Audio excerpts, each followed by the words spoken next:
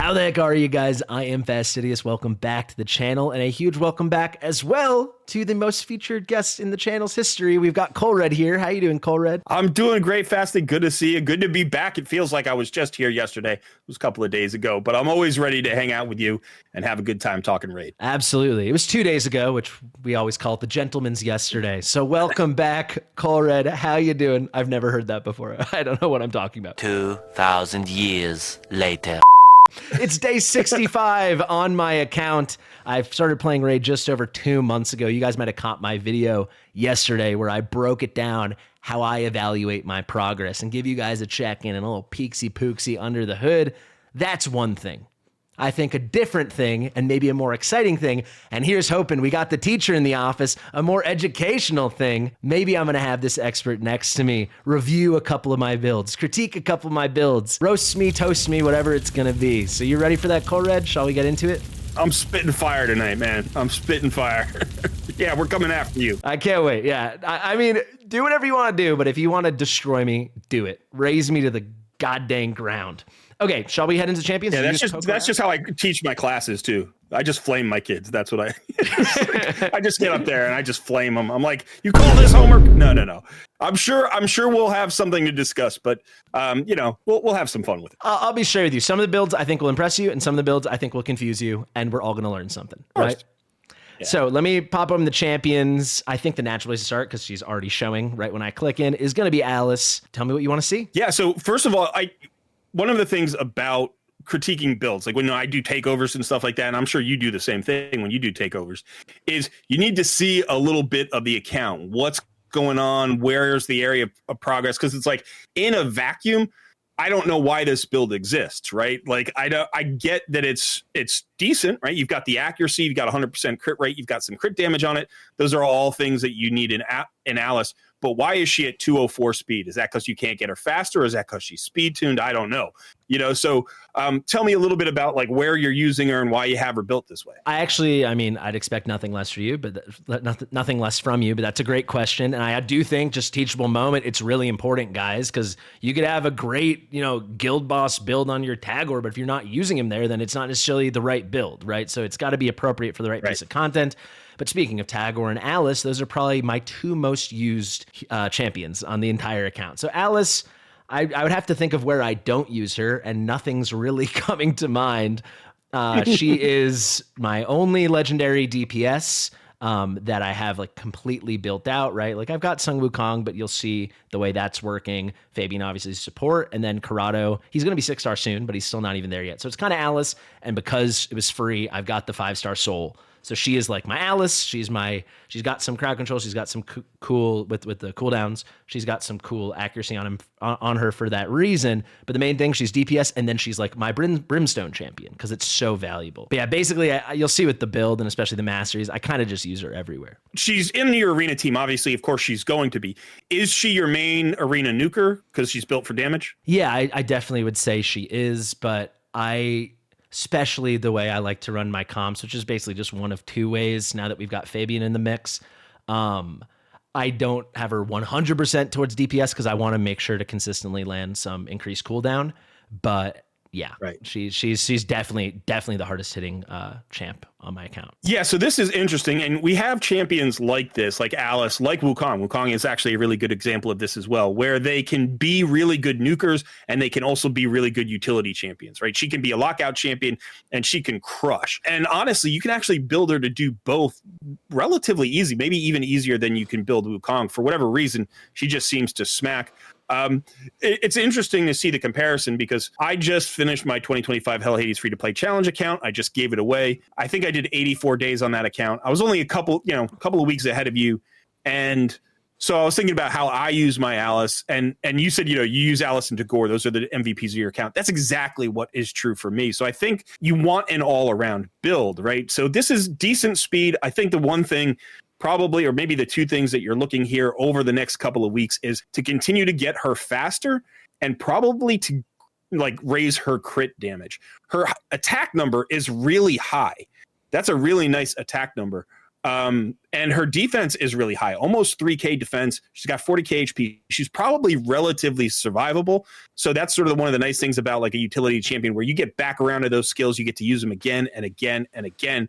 So having massive crit damage isn't like as relevant right now, but over time, as you specialize her maybe a little bit more, or you start, getting more champions that pick up some of the slack, then you're going to want her to hit harder. I was able to get my Alice to about 280% crit damage, and the difference between 200 and 280 is massive in arena. It's nice in wave content too. So I think that, the Brimstone, it doesn't matter so much. That's clan boss. That's the Brimstone doing the damage. But eventually you're going to want to get her maybe to like 220, 225 speed and a significant bump up in crit damage. But I would say, that's over time, right? That's as you build your roster and as you move there. And the way to do it, honestly, if we look back at the build, is like you have a really nice crit damage boot there, it looks like. So it's like, can you get another crit damage piece that's going to give you a 20% bump straight away? If you want speed, well, you got speed there on the triple substat roll. That's really interesting. That's why her attack is so high, because you got that attack percentage boot. That's nice. That's nice. That's adding a bit of punch. But it's going to be hard to get away from those pinpoint pieces. You're not going to want to get away from those pinpoint pieces. So the idea is, can you get rid of that toxic glove, that glove, and get it into a crit damage set or a speed set or a perception set or a feral set? And once you do that, that's going to, alleviate the stat burden, because you're going to be getting those free stats, and then you can maybe shift around some other pieces. But honestly, my guess is she hits pretty hard for you. She hits real hard. I kind of just let the gear dictate my build, essentially, just because once I got these boots, it's like, all right, that's clearly what we're doing. You might see the subsets aren't great, but that triple speed roll, that's just like took things to a new level. And actually, like, this is broken set and this is broken set, so I'm clearly leaving stuff on the table, because these are two good sets that I'd love to run as a set. But like, just because I'm all in on Alice, you can see the triple crit rate roll. I will show you maybe at the very end, if you're interested. I finally rolled some of my instinct from this Forge Pass, and there's a couple pieces that I do think will make. I didn't want to change anything yet, because one, we don't have a free gear removal, and two, it wouldn't be like an honest representation, because I've had her in this build for a while, so I didn't want to change it. But yeah, I'd say she's in my most interesting, I let the game guide me. Like, yeah, this is broken set, but for my account, this is a crazy strong set of gloves. And then this you'll love this banner. This is like the best piece on my account. Yeah, that's really, really nice. You got the accuracy ascension as well. And, the accuracy there at 375, that's more than enough to do all the PvE content that you're going to be handling at this point in the game. But probably in places like Live Arena, there are times where she doesn't land her, her cooldown reductions and stuff like that. And honestly, that's what you have with a Wukong or an Alice, where you're trying to get them to hit hard and do utility. It's like, eventually you might just say, I'm going to make her a lockout champion and get her accuracy to 600, but I'm not going to be able to carry all of the crit rate and crit damage that I was doing before. Or maybe not. Maybe you're always running her as a hybrid. She's definitely a fun champion, and it's cool to mess around with builds on her. So it's like, for now, if she's getting the job done, and I know she is, then there's no need to change her, Yeah, I'll tell you, interesting thing, I've never skilled her. I've chosen to go that route. What? Yeah, I do have enough. Okay. I'm about to pick up another. Why not? Well, I wanted to match the anniversary fusion the second I got them, and then when it was Fabian, I really wanted to do it. So I've never used him for 1 second, not at max skills.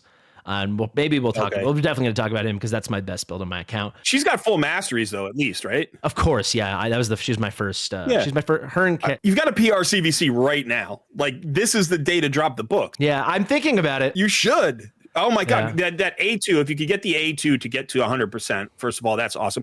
There are no wasted A1s on A1 books on her, by the way. Yeah. It's like, because the last two are 20% debuff chance. That's actually significant. I was lucky enough that I was able to book just her A2 and A3, and I got no books into the A1. And then eventually I was like, I'm just going to book her out, and I booked the A1. And the A1 is stupidly good. It's like, you don't think about it. It's the throwaway skill. And it ends up being the one that I find I use tactically the most often in Live Arena, like as a way to pick out people and like, remove their buffs and make them I vulnerable to actually, things. the A1 is one, I love that in her kit. I've leaned on this super hard. Frankly, what it is, the passive is just so much. I know I don't have the 100% on this, and I know I don't have the 100% on this, but I never feel myself like I'm waiting for cooldowns. So for that reason, I just thought I wouldn't do it till I felt like I had to. I will say, though, you've made a bunch of good points, and don't worry, I've thought about it. I'm really close to doing it. I'm so tempted to book Molly first. Do it right now. Do it right now in the video. Go ahead. Like, let's go watch the points. Come on. You can do it. I want to so bad, but I have to think about it. Where else would the books go? You go Molly, put them in Molly? Yeah. I know because I could hit one. I could just, you know what I'll do after this? I'm going to do a little chip away. I just want this so bad. I want this on a 3-turn cooldown. Yeah, I got you. Yeah. And I will tell, it's 10 books because I've won unclaimed the champ training, but don't worry. It's on my radar. I'm very much of the opinion. Right. I think you'll appreciate this. I like to do things when I feel like I need to do it. I'm at the point where that's the break point. That's the thing that's going to push me. Otherwise I'm the ultimate hoarder. I agree, but it's like power in your inventory isn't power on your account. I hear you. It's like, if you've got these books and they can benefit you and they can move you forward, they can help you snowball. You don't do it just to do it. But if you're trying to get multiple, like if you're trying to double dip or triple dip or get a lot of extra value, first of all, she's your strongest champion, right? Second of all, you've got a PR CVC. Yeah, I mean, part of it is like, I didn't want to do it till I need to, because like, then how stupid do I feel if I get that crazy one? But at this point, I'm not going to be summoning for a while. Don't worry, it's going to happen. Don't worry. I need to ruminate a little more. Is any part of your budget going towards something that gets books? No, but I have a ton of budget left this month. I've only spent $40 at the beginning of the month on like the level 57 pack that got me. That was 5 sacreds, because I was like, what if the fusion's good? And then it wasn't, but now I feel like I'm in a real cushy spot. I've got 7 sacreds saved for the next thing. I think the fusion's good. I like this fusion. I'll get my 2 cents on the fusion. I'd gun to my head, like in a vacuum, I think he's solid, but I'm so confident I'm not going to be booking him. So I just will never realize the value, and I just don't think it's worthwhile. And frankly, I don't think the vast majority of people should book him or would book him. So for me, it doesn't make sense. I disagree. I got a video up about it. So rather than have the argument now, but I do think that anybody who has an AoE decreased speed with a weaken on the same skill, that's such a valuable skill in all wave content, and most of the game is wave content. So it's just crazy good. That is the skill I love. However, just to get the 1 cooldown down, just to get it from 5 to 4, let alone 5 to 3, that's already 4 books. So I feel like he's going to be a full 12 books, and there's no world I'm doing that. Anyway, I just want to show you one more thing for Alice. I'm still running her in Giant Slayer, but the plan very much is eventually to go for a full like kind of nuker build, maybe pick up a little accuracy. Okay. I think I can get away with a lot of stuff on builds just because of this piece. Because what is this? This is 115 plus another 40, 155 just from one piece is kind of major. Yeah, that's crazy amount of accuracy. That's so good. I love the feral set. It's so good. Yeah, this is like the second feral piece I ever got. And I was like, are they all this good? But that's the best piece of my account. But yeah, that's going to be my Alice, and clearly solid base, but I think there's a ton of room for improvement. Who do you want to see next? You're talking about your 2 MVPs. Let's go look at your other MVP. Let's check out Tagoar. So Tagoar, I do love my build. I'm excited to do a little punch up on it, but I'll tell you, I've been rocking this build for like since before day 30. And it has been, you can imagine, as a fellow Tagoat lover, he's carried me through everything. This guy doesn't die. And Bolster set, I know you didn't have a chance to enjoy it in the free-to-play challenge, but that little 10% heal every time, he doesn't die. So my runs are really long sometimes, but they always work, and it's all because of him. Yeah, I would definitely put mine in a bolster set or a regen set. I think he's a good target for a bolster set. His HP isn't ridiculously high, but it's definitely respectable. His base HP at 18. You've got a really nice HP pool on him at 73,000.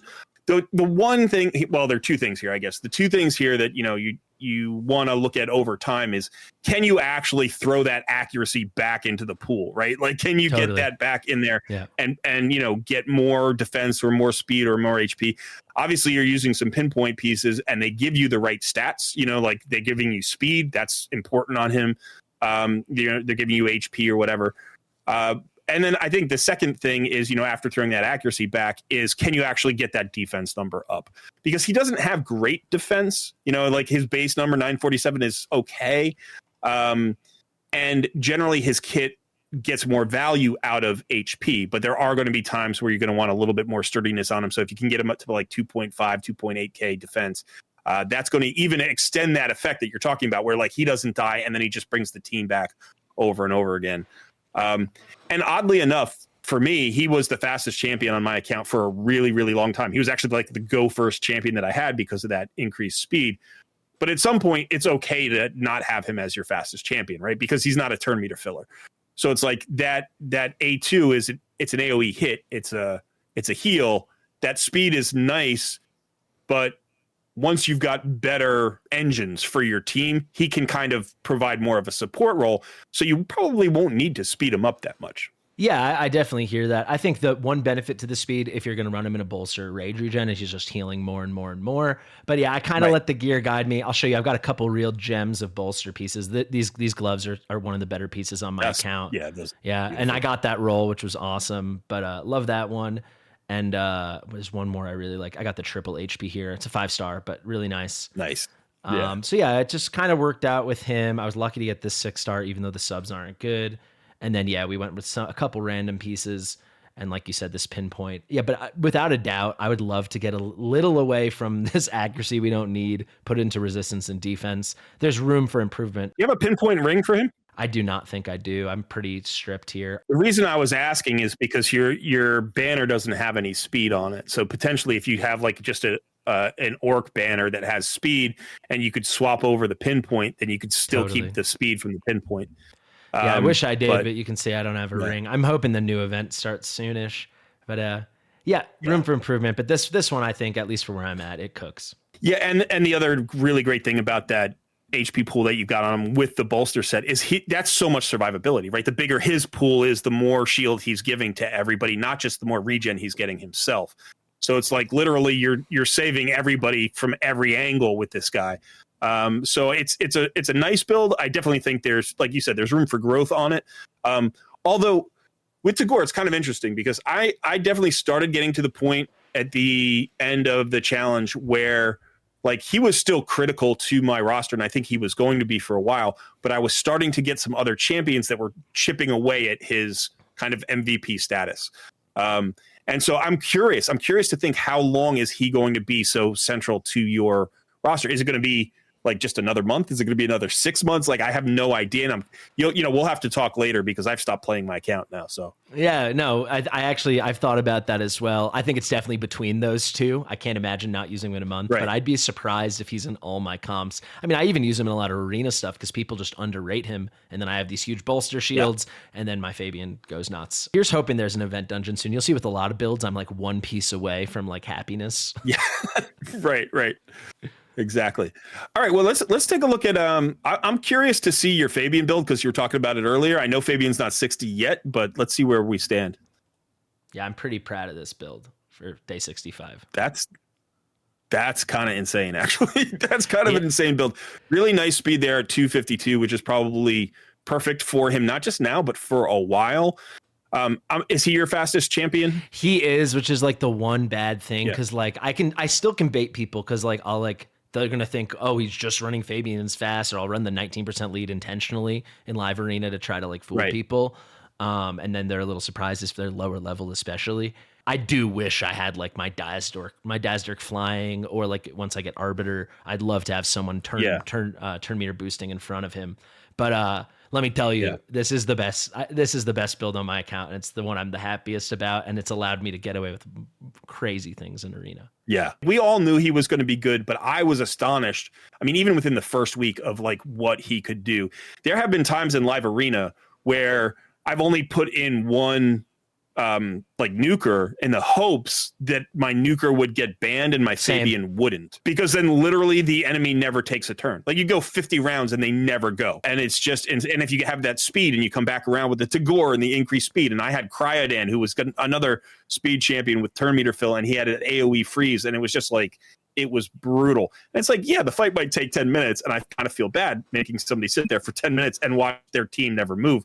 But that's how good Fabian is. He can just shut down an entire team. And he's good in PvE too.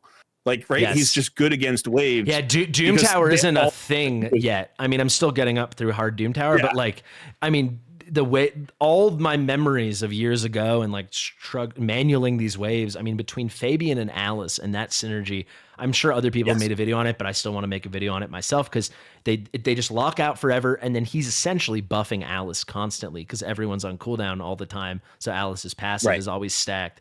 That does it. I mean, Tagoar, Fabian, Alice, I'm sure that trio, sure, it's nice when I bring Ugo and Geomancer, but I think that trio could probably be still clearing every Doom Tower wave I go up against. Yeah, it's an insane too, because it's like, even if the enemy goes first and gets their buffs up, he just removes them and then puts them on cooldown. Yeah. You know, it's like, so, you know, it's, and then you've got the petrifications and the fears. So if they happen to go through the fears, then he petrifies them. I was surprised. Like, I used him in Spider, like hard mode Spider, just because he literally stops the spiderlings from attacking you. Yeah. You know, he just gives you so much survivability. And he's got a little bit of turn meter decrease on the boss in, you know, if you're not in hard mode. But it's like he just literally locks down a whole spider wave without a hard CC, which, well, I mean, petrification is a hard CC, but not an AoE hard CC. And it was just kind of nuts. And that's like taking away probably the strength. Like, his biggest strength is the lockout. And all the spiderlings have is an auto attack, you know, but he's still good there. It's just, he's incredibly strong. Your accuracy is really nice. That's going to live forever, which is great. Yeah. This is just, so for any viewers wondering, like, this is just for live arena. Like, I would never do this for anything else right now. It's just live arena I enjoy, and he allows me to enjoy it because of this. No, it's a real nice build on him. And the great thing about that is, you know, at some point you'll swap out those boots probably, but you don't have much to do to get him towards a final build. You know, the thing will be like, if a new event dungeon comes out and they're doing pinpoint again, you know, can you get the ring? And then maybe that allows you to like get a second like perception set or maybe a speed set into his artifacts. But yeah, that's gonna be tricky to change that build. These are bolster boots, which you obviously saw, but like it kind of looks like the pinpoint. But if I could get a ring here, right, and then I could make some stuff happen. So it's pretty good. Yeah. Anybody want to see next? Yeah, pretty good. Well, let me ask you this: do you have new champions that you're using a lot, or are you kind of like are you leaning on Morag and Geo, and are they just like staples? Next, most important, I guess, would have to be Geo or Ugo. Maybe Geo would be fun because it's probably my worst of my most used. I don't love my Geo build at all. This is one I was kind of hoping you might tear me up. I kind of felt like between a rock and a hard place. I knew I wanted some accuracy. He's just for PvE stuff, so I didn't go too crazy. He's like a little fast, but not really. And then I wanted some hybrid of not dying, but like, why not go for some DPS? And I don't know if I ended up at the right place. Yeah, I think you made some good decisions here because you didn't overshoot the accuracy, right? Which is really important for PvE characters. You don't want to accidentally put too many resources into accuracy when you don't need it. Now, as you go into hard mode dungeons, maybe if you get into Centranos, if you're using him, you may have to elevate that accuracy over time. But for right now, like, you can get through all stage 25 dungeons with 225 accuracy. So that 278 is going to give you enough coverage there for, you know, like Doom Tower normal and all that stuff. He doesn't need a ton of speed. I actually think he's good at 201. You know, I like to say you want to get to a place with most of your DPS, like you want to be at like 206, 207, because there are a lot of PvE enemies that run at about 102 or 103 speed. So, you know, there's sort of this sweet spot around 206. I didn't know that. But for Geo, it doesn't matter because you want him to be hit, right? Like, he does his damage when he gets damaged. So who cares if he runs a little bit slow? I will say, you know, the combined HP and defense numbers are low on this guy, and his attack number is high, and you don't need crit rate on him. Like, who cares about his crit rate? You know, like, if you're trying to make him do everything this early in the game, you're going to end up being in trouble. You're going to end up shorting yourself. I would definitely like pull all that crit. Where's that crit rate coming from? Do you have crit rate gauntlets on him? Must be. Yeah. Yeah. So now these are really nice gauntlets that should be on somebody who uses Relentless. This should not be a broken piece. This should be in a Relentless set because it's 14 speed. It's got HP. It's got all that crit rate. It's even got crit damage on it with accuracy. Literally, you couldn't get better substats. Like, those are the 4 substats you would choose, you know? So that should be on somebody who's going to get the value of the Relentless. And then you put him in defensive based, you know, gauntlets, or if you don't have defense, you go HP, that's fine too. And push those survivability stats because he only does damage when he's alive and taking damage. So, you know, all in all, it's not that it's bad. I just think that maybe what you were trying to do was you're trying to do too much with him early on, and he really doesn't need to have any like direct damage at all. That passive takes care of all of the damage. So. Yeah, I was just going for like, I'm just rolling these to see if anything fun happens. Because they kind of were sure, of course, great. Yes. Yeah, I was using him in enough places where I felt like his A1 would help, and at a point it certainly was. But then I definitely, I'm at hard enough stuff now that I think you're 100% right. I don't need any of that, and I would get a lot better bang for my buck if I went a little heavier for Clan Boss into the defense and stuff. What's his chess piece? Let me see his chess piece. Yeah, I could do better on that too. That's not a bad chess piece. Again, that should probably be in a bolster set. It's not beautiful because it doesn't have speed on it, but it does have HP percentage. It's got accuracy, and it's like that would. There are sets that you get where you can't farm them. Like you can't farm bolster. It just comes around when it comes around. So if you have an opportunity to put together a decent bolster set and get it on a champion like Tagoar, like somebody else who's going to add value to your entire roster. Don't break those pieces. It's okay to break speed. It's okay to break perception. You get a ton of that. But I really dislike personally, this is just like a pet peeve of mine. I dislike seeing Relentless broken up. I dislike seeing Bolster or like any of the Forge sets. I don't like seeing them broken up. I don't mind Savage. Like you can farm Savage. If that's a broken set, great, whatever. But these special sets should be kept together whenever possible because the utility that you get out of them doesn't have a statistical value, right? It's like there's just something beyond the stats. And I think players miss out when they give that away. I think that's a really excellent point, and I actually think it's a really cool moment to be saying that with my account because it's something I wholeheartedly agree with. It's just I like so all these builds hopefully will be changing in a week or two when we get the free gear swapping. Right. But I'm kind of still rocking like my day 40 builds. And I do think it says something that it's like Relentless and Bolster. These are like free things I got free. I bought the Forge Pass, so I'm just like overloaded with like a lot of my good epic and higher 5 and 6 star gear just is Bolster. So they're just like all over my account, right? As broken set, just because that's the gear I have, and I'm going to use that over whatever drop from Dragon 20 or something. And then with Relentless, it's like you get a couple lucky drops from the tournaments. At this point, I do think, and I plan to do this, I think I can build a solid Relentless set, if not two. So that's something I'm excited to look into. But when I made these builds, it was no way. So it was like only gonna exist on the account. Right. Broken piece. But I think you are spot on for the future, and I think it's a great point you made. Yeah, early on in an account, you just take your best pieces and you put them on your best champions, which is what you did. Like you said, it's a day 40 build, and that makes sense. But again, as you transition to a bigger roster.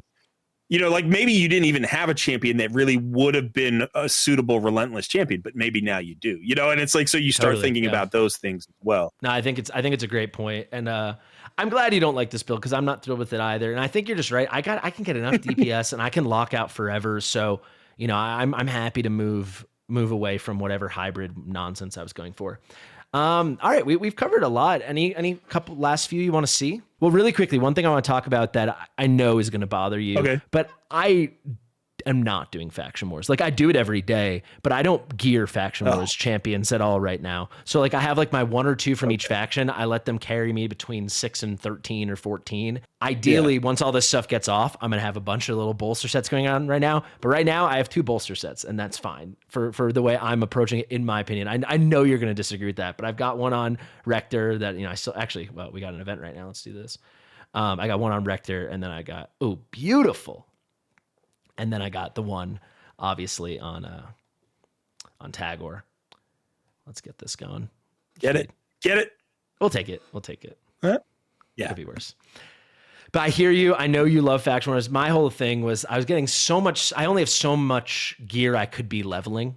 Because silver's obviously restriction. I was waiting for stuff. I knew the Fabian was coming, and I was like, it's gonna be the random crazy 6-star bolster pieces that I keep getting, and then there's all the pinpoint stuff I wanted to go through. So I know you won't like it, but faction wars has not been a priority. It's gonna be like my top priority a month or 2 from now, sooner hopefully rather than later. But I neglected it hard. All right, well, hey, it's a choice. We all approach the game in our own way. I personally think that faction crypts is one of the things that alleviates the silver problem early on, because you're getting this free gear. Most of it's bad. You just sell it. You always end up ahead of the game, and hopefully the bad pieces that you forge will pay for the good few pieces that you roll up. That being said, it's like you do what you do, right? You do what you do, you play the way that you play, and then you've got to make your gearing choices based on that. And if you have, because you have the forge set, you're probably not as thirsty for good pieces, right? Because you've gotten the forge pass.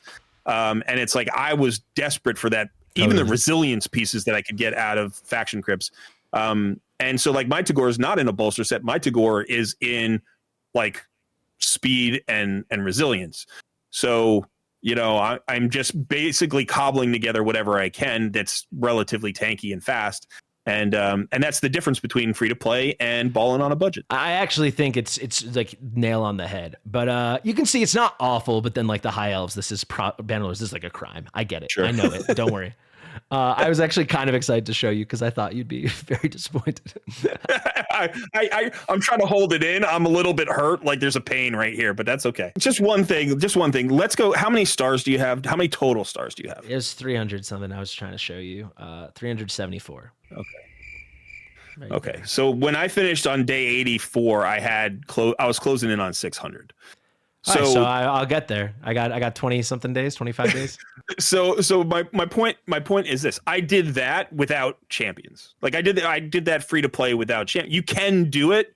It's a lot of work. You has to be a focus in order to do it. Yeah. And so it's not so much a matter of like, oh, I don't have the roster for it. It's a matter of, are you using the system to make it work? Are you putting in the hours to do that? And if you're doing, if you're more focused on Clan Boss, or you're more focused on Dune Tower, you're more focused in other areas, your play time is limited. So, at 3 hours a day or whatever it is that you're playing, what are you focused on? For me, probably 90 minutes of that 3 hours was related to faction crypts, and it paid dividends for me. And it will continue to pay dividends for the person who won the account, because they've got all these teams set up and all these people built. And I could farm most factions around like level 15, 16, 17. Yeah. And every single faction was past the first boss. So, it was always getting those epic and legendary things. But again, this should be sorry. That's a rant. That's me going off on a topic. It's all like, fine. I'll, within the month, maybe we'll set day 85 or whatever as the goal. We'll do a little check-in.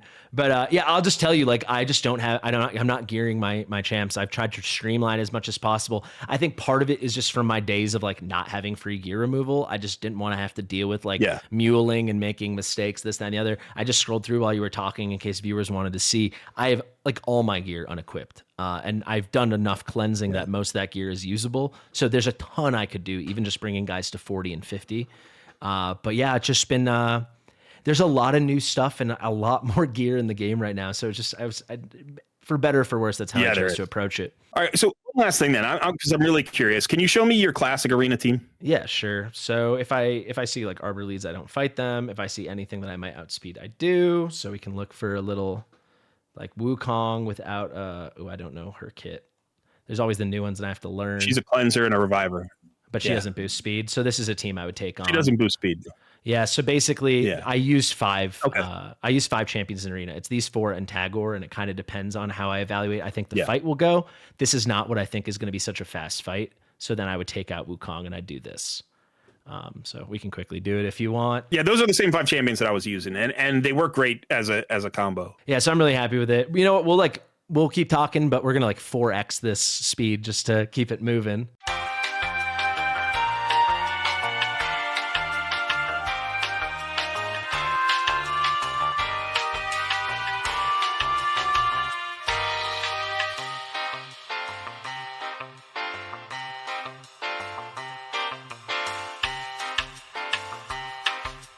But yeah, nice transition to Ugo. You asked before why my Alice was 204. I needed her slower than Ugo. I will say I've since made Ugo faster, so I could definitely get Alice faster now. I've got some cool instinct, like I told you, so I think maybe something could happen there. My Ugo build I would describe as completely acceptable, but it's not something I would brag about. Anything you want to see in particular? This to me actually is kind of on the rough side, because she's survivable. She's got a lot of defense. She's got a lot of HP, which is nice. Her speed's fine, I think, for where it is. I actually at the end of my run, I actually pushed my Ugo's speed so that she would go before Tagoar. Okay. So that you get a little bit of extra damage, in arena when you AoE with Tagoar. But that was, that's a little thing. But I think the big thing here is if she's going to be your arena debuffer, you need that accuracy higher because she's going to run into a lot of content where she can't do it. You've got leeway right now because you're running Alice and Fabian, so it almost doesn't matter what she does, right? Because they're just going to lock out stuff. But if you actually want to use her as a decreased defense champion and eventually run her in Hydra, you're going to need to push that number. Now you have time to do it. But like this to me is like, oh, this is a nice early game Ugo who's going to need a serious revamp at some point. Yeah, I mean, I don't disagree at all, and it quite literally is early game Ugo. It's been a long time, and I'm really leaning heavy on the pinpoint down here in the accessories, as you can see. But yeah essentially for Ugo, it's a weird thing. She's completely on my radar for live arena specifically. Hydra's something I'm only just about to start a week or two from now, beyond like the very basic auto that I do. Yeah. But basically, this is enough for normal arena most of the time, the vast majority of the time.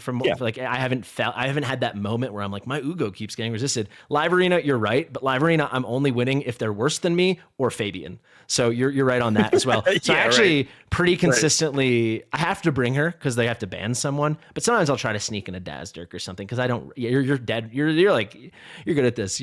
She really doesn't work for me in live arena. She's kind of there just to maybe make them think, and I got to bring someone. But yeah, this isn't enough. It's funny because I never leveled my Ugo past 50. I got her to 50 and I kept her there. And she was my first pick in live arena every time.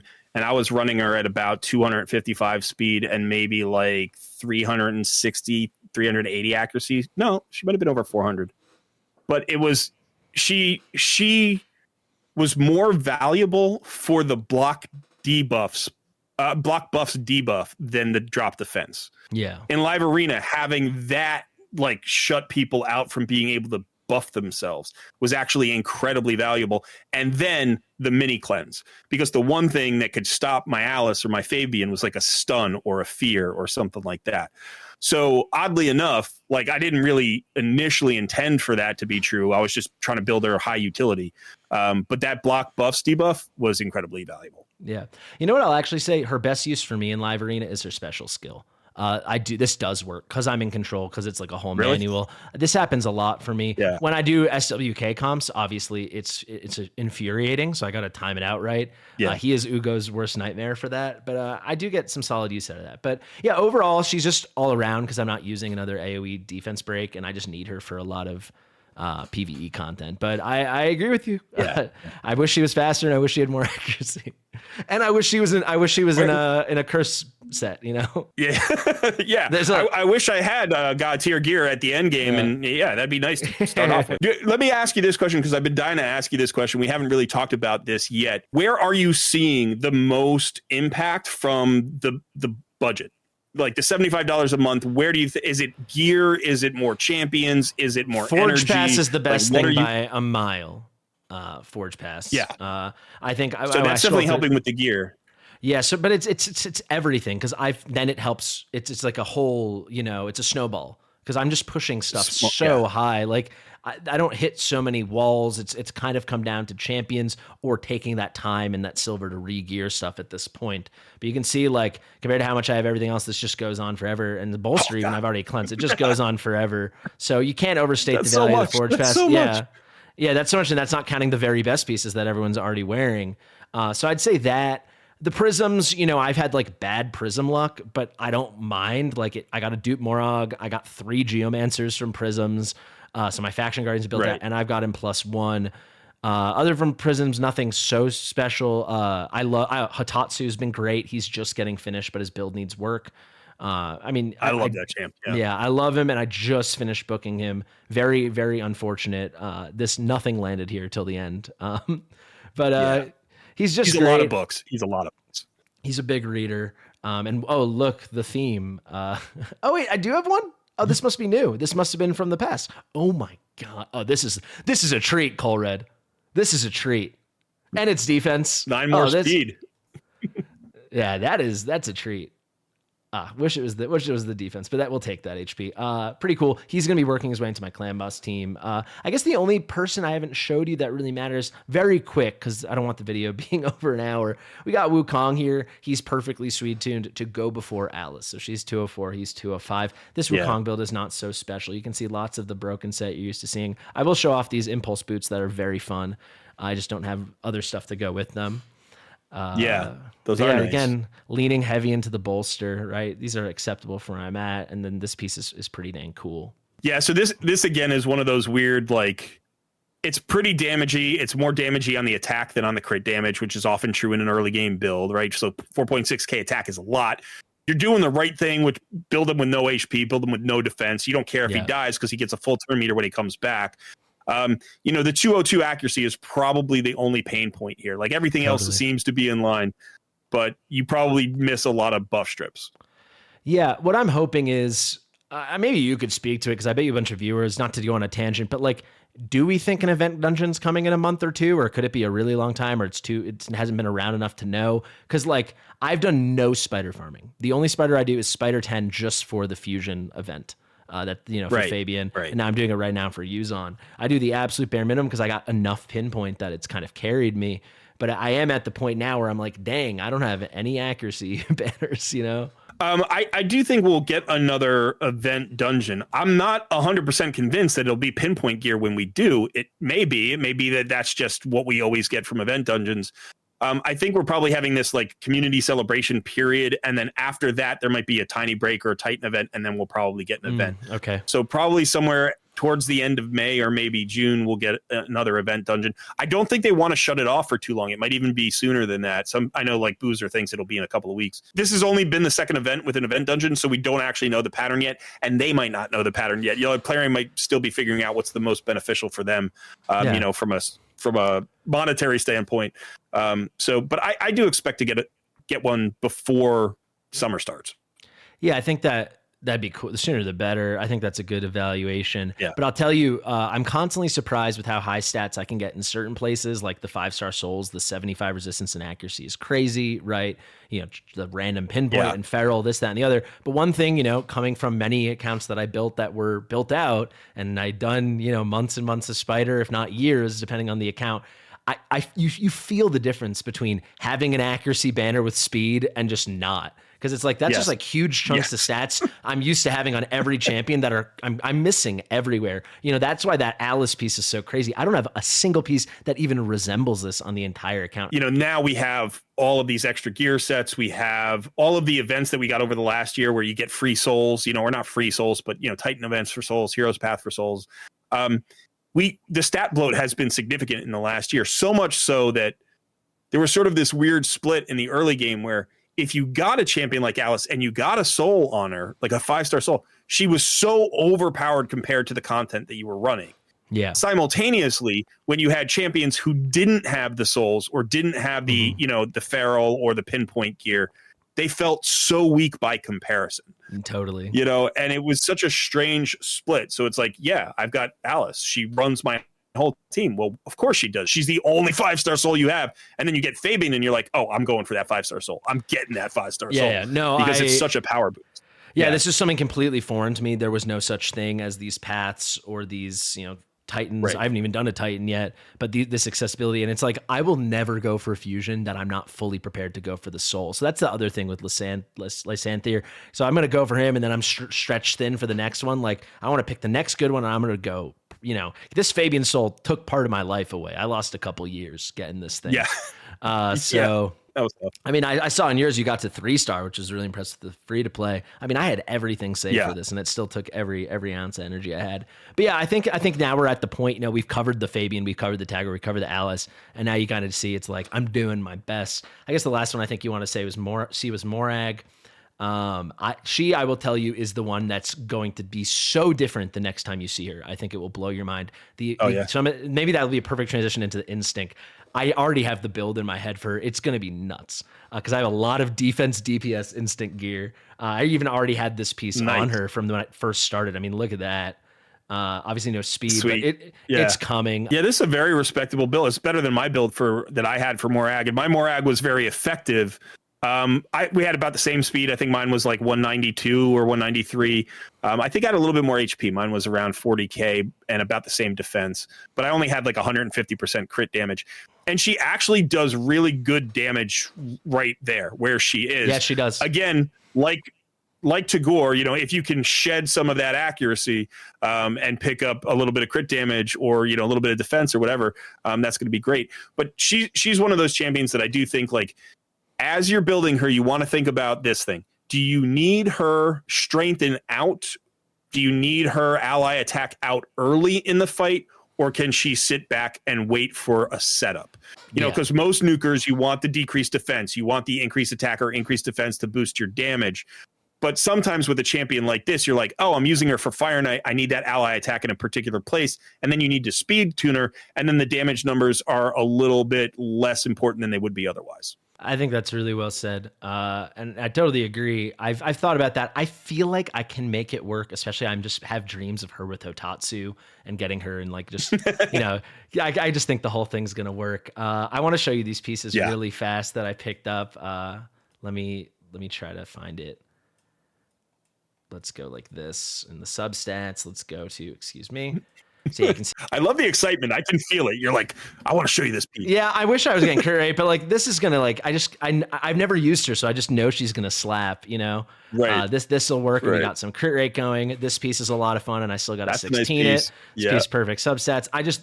There's a lot that could happen here, and then these boots are a thing of beauty. Ooh. Yeah. Probably gonna have to go crit rate on the gloves for now, but I just can see this. Her build's gonna be like at least a 1.5x improvement. The second she's top of my list just because she's become one of my absolute favorites because she's new. Like with Tagoar, I never played them before. I'm playing them. I love that they're free to so many people and they're stupid strong. So I just can't wait. I've had the same experience. I never played Morag before significantly, and what I was really surprised by was how hard she hit without serious multiplier, like not multipliers, serious like damage numbers, you know, like I didn't have crazy crit damage on her and yet she still hit really hard. And I was like, okay, so, you know, her base numbers must be pretty good.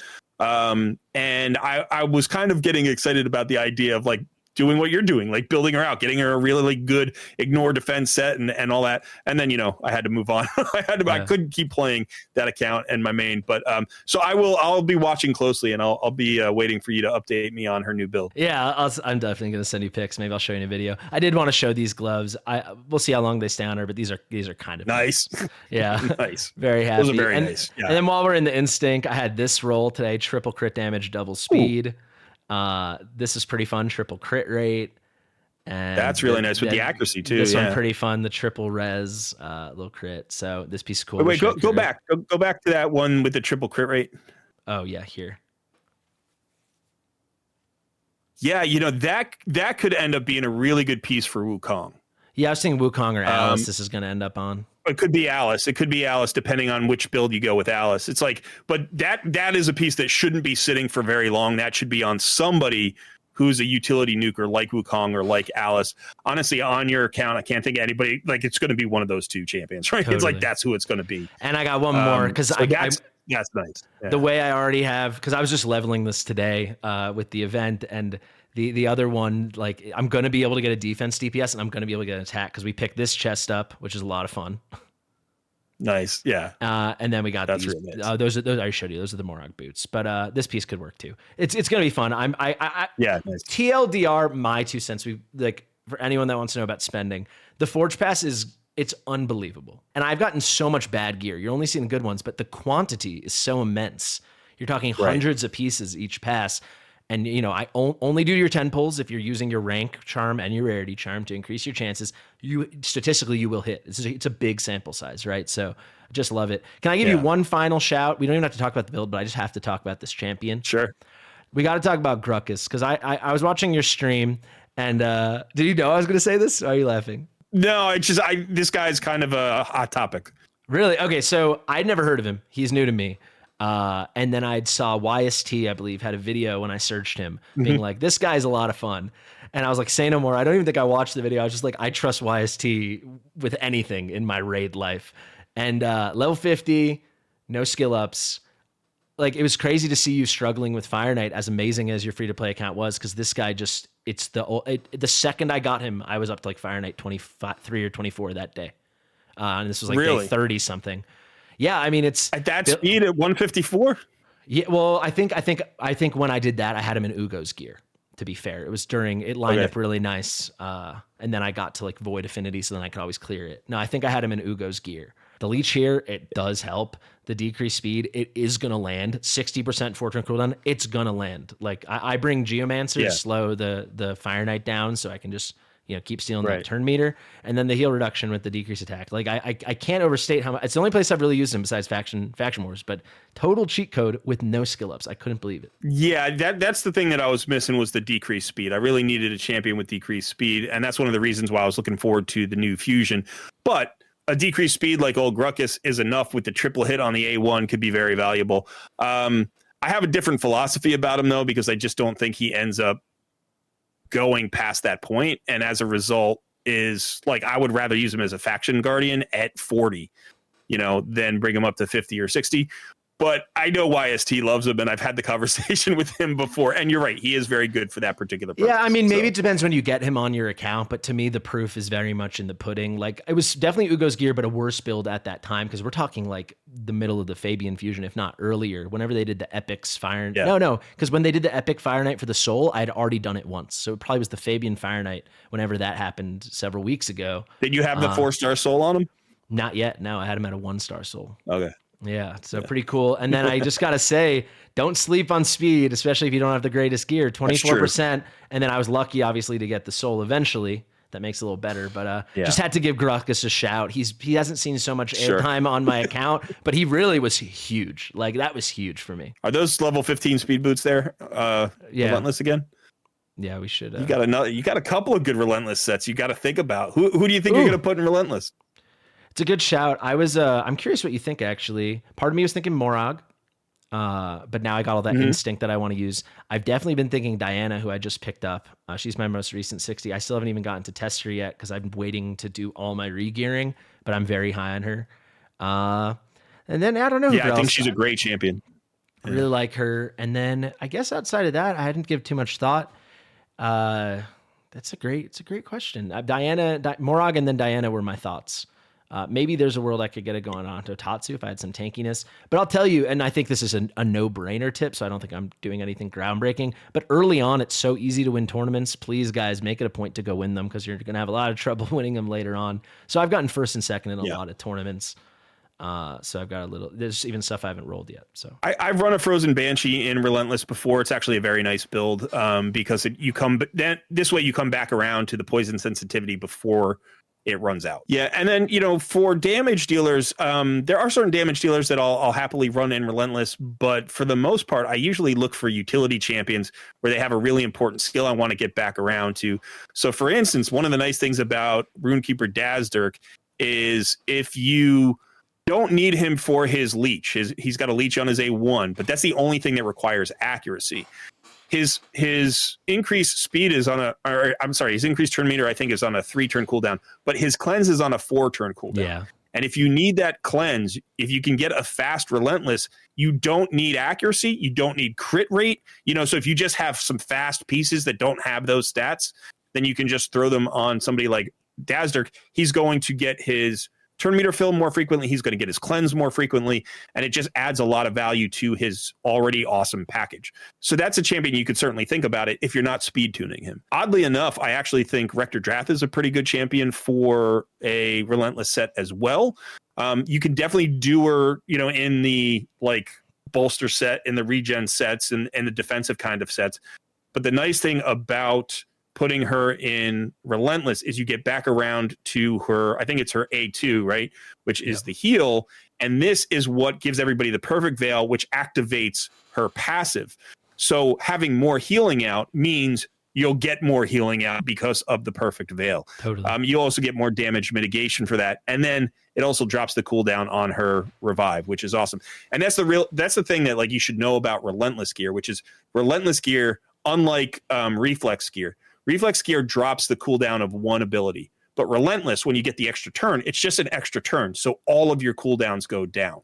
So if you have two good skills, like this champion has two good skills you want to reduce the cooldown of, or Runekeeper Dazzler has two good skills you want to reduce the cooldowns of, Relentless is better than Reflex. Yeah, perfectly said. Not that I was so sleeping on support, but yeah, I just love the idea of like ally attack is kind of fresh to me. There weren't as many ally attack heroes back in my day. So the fact that I had two, that's where my head went. But I think that's a great point, especially someone, these two where like you've got these two awesome skills you want to be spamming. Yeah, and actually Rector Drath will be my next 6-star. That's who I have on my list. And she's also my next one about to get skill ups. I just finished, oh no, I didn't. Oh, whoops. So Diana and Rector then, but I just really want to play with Diana because she's a new toy and I've had Rector forever. Yeah. But yeah, like Rector and then certainly Dazzler, these builds need punch up. And I frankly, I guess the way I'm going to end the video and then we'll get your final thoughts. I cannot wait for the next for free gear swap day. I really can't. Yeah. Even if I could just somehow get a 1 hour one, I'd rip everything off and do a quick rebuild on the key guys because it's going to drive me a little nuts. But patience is important. Well, have you been in Curse City? Because you can get the coupons in Curse City. Where can you get them though? Someone else was telling me that. I went looking around to see what I had to beat. It's just reset. So right there, hard. C12 is a 1 hour on C12. Because it's hard. That's why I've only been in normal. I don't know why I defaulted to hard there. Do they have them in normal as well? Good question. I'm not 100% sure. Hey, I've never really looked at it that way. Can I do hard? Maybe I'll go for this tonight. You can do hard. Like, so what tends to happen is if you can get past C2, then usually you have an option of C3 or C7. Getting past Bommel would be pretty difficult. No shot. But you can go back the other way. I don't know. I was able to clear a decent amount of hard in my last rotation.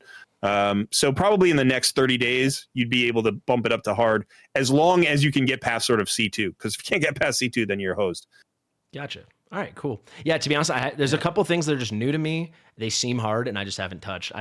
Curse City, I've done basically the bare minimum, find my stall at points, making better progress this rotation. And then I'll tell you, maybe this is the funniest way for me to end it. I haven't even done one run of Shogun. I've never tried this in my entire life. I was like, I don't have that many good accessories. I've gotten enough of the freebies from the events that I haven't been hurting for it. I was like, we'll get to it when we get to it. Honestly, this is a fairly easy dungeon. Like relatively speaking, it's not a very difficult dungeon to get decently far, and you have a roster that could crush probably the first 15 levels of it without breaking a sweat. As soon as I feel like I want to do it, the return to rate is overwhelming, guys. I think a lot of people, you're eased into it. If you've been playing for a while, there's so much content, and I just feel like that'd be. I guess that's a tip too for your own sanity. I pick and choose, as you guys can see. You can't play 5-6 hours a day. You got to pick your poison, Exactly. And I get that Phantom Shogun is one that a lot of people leave off, especially because prior to now they didn't have any tournaments or stuff for it. Now they do. So I think more people are going to be getting into it in the near future. And maybe you will too. You'll let me know what you think about it. Thank you so much for coming. Any final thoughts for the viewers? Just, the two things. One is, first of all, I think you're gearing generally great in the right way. And, you think it through, you have a purpose for your gear. That's really all that matters. You don't have to build your champions the way everybody else does, as long as you know that there's an intentional reason why you're building the way you're building. And then the second thing I think is I already knew this was probably going to be true. I'm 100% convinced that the Forge Pass, if you're going to spend just a little bit of money, that's the first or second place that you want to put it, because I get 15 pieces of gear as a free to play player, and you get 75 or 100 or whatever it is, and it's so many more pieces, so many more opportunities to get those good bolster sets. I think it's 195 plus 6 mythical pieces. Oh geez. Yeah. So it's, I get 15. Yeah. So that's it. So do that if you're spending. Yeah. What I would say, cause I was free to play forever. And now I'm spending. You do not have to spend as much as I'm spending. If you want to just feel any difference, and if it's a game you're playing every day and you want to give back to the game a little, at least the Forge Pass or the Gem Pass or both. So it's $10, $20 or $30. I'd pick one of those and you will feel that difference. Those are the things I literally constantly feel. The reason I bumped my budget up a bit is just because I want to have that gotcha experience, which means ripping a little bit. But find that balance. And I'll be honest, I'm at the point right now, I have $110 left to spend this month, and I'm just looking for a good energy pack left, right, and center, and I can't find it. All right, well, I'll never know that life, but I'll try to enjoy it vicariously through you as you do this Balling on a Budget series. Well, thank you so much. Always great to have you on. I really appreciate the insights. I like that you didn't hold back, because it was nice to hear a lot of the things I was thinking, and then to hear some things that I should have been thinking and wasn't thinking. So thank you guys so much for watching. If you want to be free to play or be pay to win, but just have the best start possible, use my link in the description, the top and comment, 4 amazing champions for free. It's a phenomenal start. Go check out Cole Red. Guys, thank you so much for watching. Thank you, Cole Red. Share with your mother, and we'll see you real soon. Bye.